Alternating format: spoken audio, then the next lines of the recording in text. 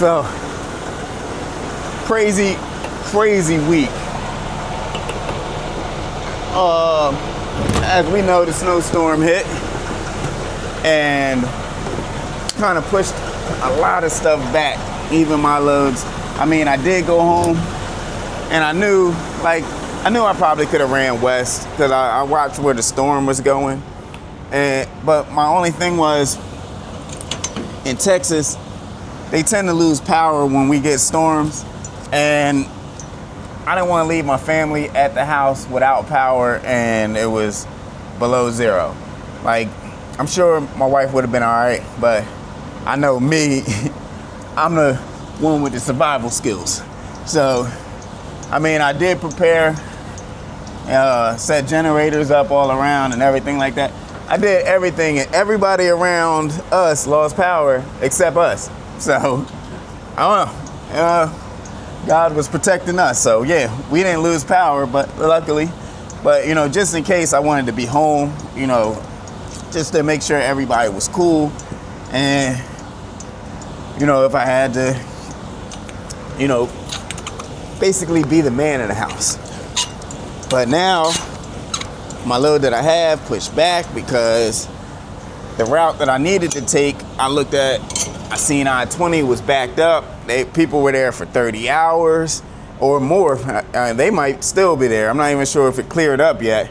They end up having to call in the National Guard just so that people can get off the highway.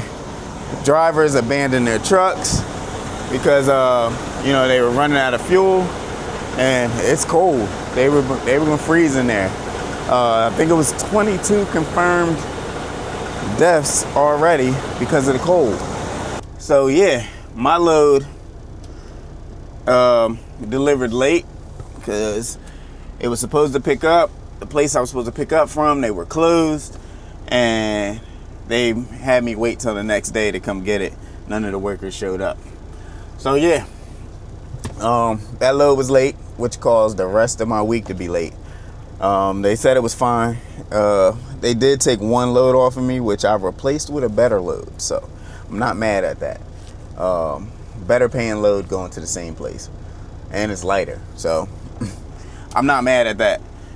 But I'll tell you one thing. Even through all of this and all of this commotion that we got going on, man, I got a really good dispatcher because I'm quite sure he's getting bombarded with so much chaos right now in the office. And usually you can tell when a dispatcher is frustrated by how they treat you when you call. And mine, nonchalant all the time. Like, you can't tell he's having a bad day. I called today because the load that I'm supposed to deliver, they won't take it. So I'm right now at a drop yard, one of JB Hunt's drop yards. I'm at the one in Jacksonville, and they were saying that they can't take it. So I just took it upon myself to drive over here. What I'll do is I'll look up drop yards nearby on my phone, look in the comments and reviews, see if we're allowed to drop here. I dropped here. I called him, let him know. He said, that's cool. That's where I was going to tell you to drop it anyway. So, yeah, I'm already over here dropping to hurry up and get to my next load. But, yeah, I called him, and he was just like, hey, man, me and him, when we talk on the phone, it's like we actually know each other. He's like, hey, what's up, Don, man? And then he started telling me what's going on at the house, and, you know, and pretty much everything. We just busted up, and he always look out for me, man. And it's his energy. I had some dispatchers that I would call, and they'd just ruin my day, like, because he having a bad day. We're all having bad days. So if I gotta call my dispatcher, I'm having a bad day. I'm quite sure he may be too. So, but he never pushes that energy on me at all, and I like that about a dispatcher. Damon, I don't know if he ever watches my videos, but Damon, he a good dispatcher. If you had JB Hunt and you got Damon, you guys know Damon a good dude. But yeah, I'm all hooked up. I got my empty. I dropped that loaded over here, and I'm gonna go head over to my next load. It's a Frito-Lay. JB Hunt drivers know we love Frito-Lay loads, so they pay good and they're light. So Frito-Lay, Wayfair, yeah. I used to love Wayfair. Wayfair was like my go-to because it was in my route. I could run back and forth from Texas to Atlanta. That's what I was running for the past 5 months. Wayfairs, back and forth. Dallas to Atlanta, Atlanta to Dallas, all week. That's what I would run. But recently, they just been canceling loads like left and right. As soon as you get there, they don't tell you to the last minute your load been canceled, and then it kind of like screws up your whole week. And I'm sitting there playing around with the load board trying to figure out, how I'm gonna make the rest of my week work. But so I switched over to Frito-Lay. Frito-Lay is a little inconsistent, and they run kind of all over the place. I tend to have to run, if I'm running Frito-Lays, I run from Dallas to Arkansas. From Arkansas, Little Rock, I run from Dallas to Little Rock, then from Little Rock to Charlotte, then from Charlotte back to Dallas sometimes. Sometimes I may have to go down to Atlanta or Kathleen and back over to Dallas. But yeah, I try to learn certain customers, and that's how I can stay consistent. I kind of know what I'm gonna make. I know who pays good. I don't really like, switching up, what customers I deal with too much. And I kind of can tell, but just by where the place picks up and drops off, because JB Hunt doesn't tell you the customer until after you book the load. But I kind of can tell now. You start to learn, okay, this city, this is the weight. I know who this is. So yeah, I'm gonna get this Frito-Lay, grab my empty. I'm good to go. Catch y'all at the Frito-Lay.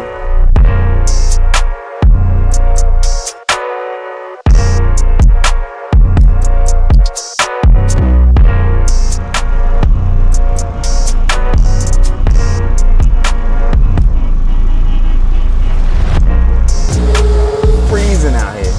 Not that cold. It's not that cold. You gotta say that to yourself in your head so you don't get cold. But you know what I learned? I had to get some fuel first, right? And I was, another driver was saying that their truck isn't getting that far on the fuel. And I was telling him, I said, you know what you need to do? Put the nozzle. You know how I got different like pump levels, how fast it pumps. Put it on the slowest one, because this diesel fuel, when you pump it fast, it bubbles up, kind of like when you pour a soda or a beer too fast.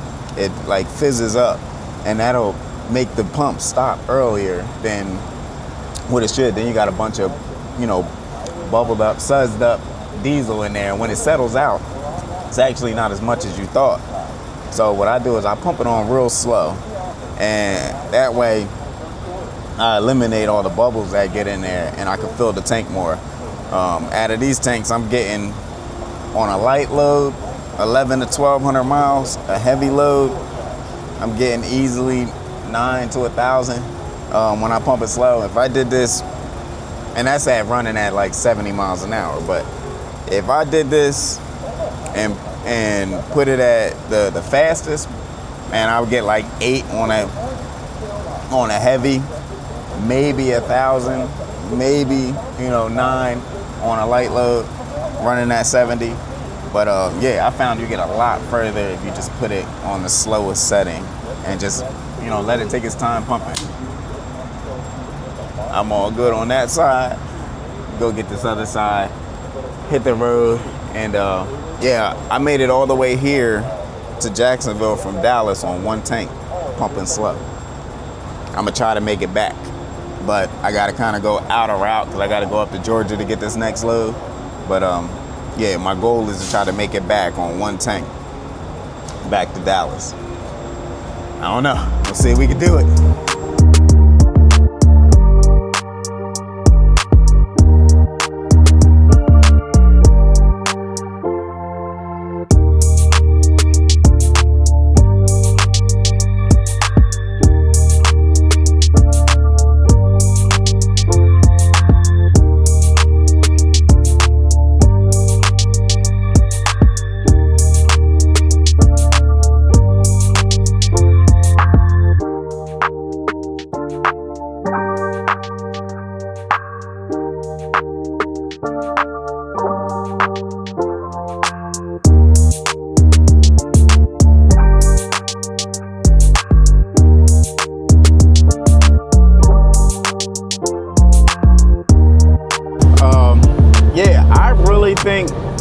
trucking is about to boom. Like, if you're in the industry right now, or if you're just getting in, I think you guys got in at the perfect time. I know it doesn't seem like it, doesn't look like it, but I'm just looking at the bigger picture here, and I really think the rates are about to shoot up again. And been in the industry long enough to see it go through its ups and downs, and yes, this has been the longest down of all time, but I'm trying to look at everything that's been going on in trucking right now and see where it's going. And I don't think it will last long. I think we're going to get a good 2 to 3 year burst where rates are just going to be insane. Like, truckers are going to make a ton of money. And I'm saying that because, one, we had a lot of drivers get out of trucking because of the rates. They just couldn't do it anymore. A lot of trucking companies shut down, and that eliminated a lot of drivers that couldn't weather the storm, and which is understandable. You know, no one expected it to last this long. Another green light that I see is Sean Duffy. Sean Duffy is like going after the non-domicile CDLs left and right because of too many of the foreigners were in too many accidents, causing way too many deaths. It became dangerous. They couldn't read the signs, and that, to me, honestly, yeah, that's a danger. Do I think foreigners should be able to get a CDL? Like they say, after you've been able to prove that you can read, write, and speak English. Yeah, I really think that it's a good idea, although it's gonna hurt a lot of people. I couldn't imagine myself moving to an entire new country, and I've been working for years as a truck driver, and a new law comes into effect that completely eliminates my income, and trying to figure out how to replace it in a country that I'm not from. So, I mean, I get it, but at the same time, it must be done. So that's another green light that I see that may start bringing in some more income for truckers. And now, with this recent storm really made me look at it and say, yeah, things are about to change. Because when I went to look at that load board when I came out of the house, there's so much work on that load board that I don't know how we're going to be able to keep up with this or catch up. There's so many loads. And it goes to show, just being down, just truckers being down pretty much across 75% of the country, being down for 2 days. It shut down majority of truckers. And I would say more so, probably more than that, because the west side of the country, there's not that many truckers over there. California, and that's pretty much it. Nobody's really running over. You ride through Wyoming, but no one really has loads in or out of Wyoming and Utah and, states like that. So pretty much majority of the truckers operate anywhere in between the four corners of Minnesota, New York, Florida, and Texas. In that region in between is pretty much where everyone operates. So that other side, I would say majority of the country was pretty much down for at a minimum of 2 days because of this recent snowstorm. And there's still drivers down right now. Actually, I'm on a load headed to Texas out of Atlanta, so wish me well. I hope the roads are fixed or cleaned up by the time I get over there. This is 5-6 days after the storm, and I seen that there were people still stuck. They had to call in the National Guard over there in Mississippi. But yeah, besides the point, that recent storm put so many loads on the load board. So with all of the drivers that already fell out because they just couldn't do it anymore, they wanted to go to other careers. Some drivers just can't handle the stress of being OTR. And all of these are legitimate reasons, you know, why some of the people just, you know, it's not, trucking is not for everyone. I said that in my very first video that I made. It's not for everyone. This is a job that if you don't have a level, if you're not level-headed, or just not really level-headed, let's just say if you don't know how to zone out the noise that you can make in your own head, trucking will drive you crazy. And it'll make you miserable out here. Some people become suicidal. It's like a lot of different things that can go on. And especially if you got other people who are not very supportive of what you got going on or what you deal with. A lot of people who've never been in a truck, been on the road, they think, hey, all you do is drive a truck, man, your job's easy. Until I tell each and every one of them, take a road trip from Pennsylvania to Florida, but do that every single day. That's what trucking is. Like, I remember my first road trip going from, we used to go to Florida all the time, to like Orlando and stuff from PA, and we would take that road trip. The very first day we got there, that entire day, we spent it sleeping because everyone was so beat up from just driving just one 12-hour trip, one 11-hour trip or whatever. And we were, one person was sleeping, one person was driving, and we were going back and forth every like 3 hours. It was beating us up. And I don't see how we do this every day.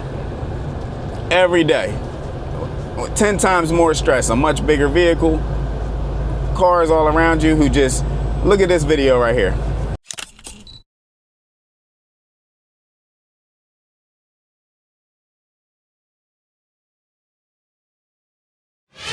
That's the type of stuff that we deal with on a regular basis. So, yeah, but back on topic, I really believe that it's really putting the squeeze on the industry right now. A lot of these shippers they're just not gonna have a choice but to start offering more money. The people that are in trucking, Americans ain't going for it for not too long. If it's not paying the bills, if it's not making money, Americans just not gonna do it. You can get maybe a foreigner to do it. You can get the foreigners to do it at a much lower rate. 9 times out of 10, they're not planning on staying here in the States. They'll run, make their money, and they're sending it back home to where they're from because their money goes 10 times longer over there, and they're building mansions off. They can make $600-700 a week, and they're living lavish back home. While $600-700 a week for us will literally drown us financially. So I see why they came over here. They can take cheap freight and they can run it all day. They probably don't even have a resident here. They probably have a P.O. box and they live in the truck and they just run and send the money back home. And when it's all done, wintertime, I know a lot of the Somalians, when I worked in the office in orientation, every single year, wintertime, they were gone. The Somalians were gone. Soon as summertime, springtime hit, they were all coming back in as rehires because they would go back home and live lavish during the winter months and come back here and run up their money and, you know, and go back. Smart. Can't blame them for doing that. But at the same time, it was tanking the market here for us. So with the new non-domicile, you know, rule, things may be changing and going back up.